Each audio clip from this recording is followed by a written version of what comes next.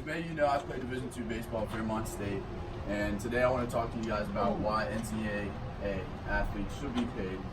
And I want to start off by saying that 24 schools in Division I get paid $100 million or more a year for being in the NCAA, and none of this goes to the athletes. So where does all this money go? Money goes to coaches, their salaries, administrators, the staff, funds the facilities that these athletes use. And a fun fact is that 60% of March Madness, the profits go straight to the schools, but the other 40% does not go to these athletes, and it doesn't go to the schools, and the rest of this money goes to the NCAA. So they make all this profit off of March Madness, and they aren't able to give it to the schools for their academics and so forth. So I read a quote the other day from Mark Edelman. He was a Forbes magazine writer, and he says that most profits from college athletics does not go towards academics, and instead they go to coaches, the athletic directors, and some administrators. So all this money that these teams make does not go to the athletes whatsoever. There was another quote by Colin Coward, and he said, "I don't think paying all these college athletes is great. Not every college athlete is loaded, and most of these kids are going to spend it on weed and kids." So most of these kids, they think that they're going to spend the money somewhere else besides, paying to go home or, paying for their family to come to their games and everything like that. So the NCAA controls everything that they do, and they need a fair solution for these athletes. The athletes get nothing, like I said, and I think that they deserve some pay, and they should get paid. And there was another quote from Malcolm Lemons. He was an author of the Huffington Post, and he said they don't know how to manage their money, and there wouldn't be anyone there to guide them for their financial decisions.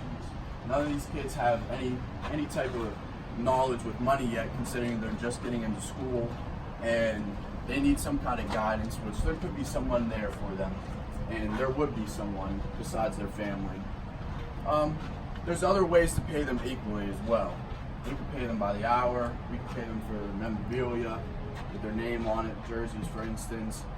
There's different ways to pay them, and I think that they deserve it.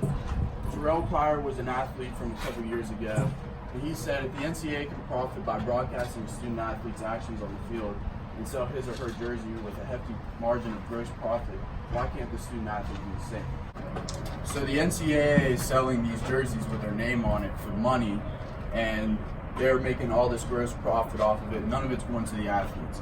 So the athletes would be getting paid and getting satisfied with this money for all their hard work.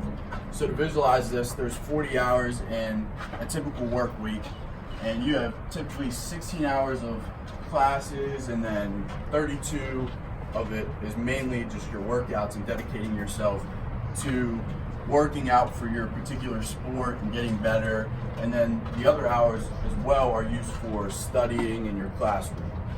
So the pay would increase, more time to study, and plus practice. So to take action for this, the NCAA makes billions of dollars, and we need to make it a known fact that these athletes deserve some kind of pay for what they're doing. A good way to do it is split up Division I, Division II, and Division III by giving Division I most likely the most money, because they're going to make the most, bringing in viewership and everything from TV.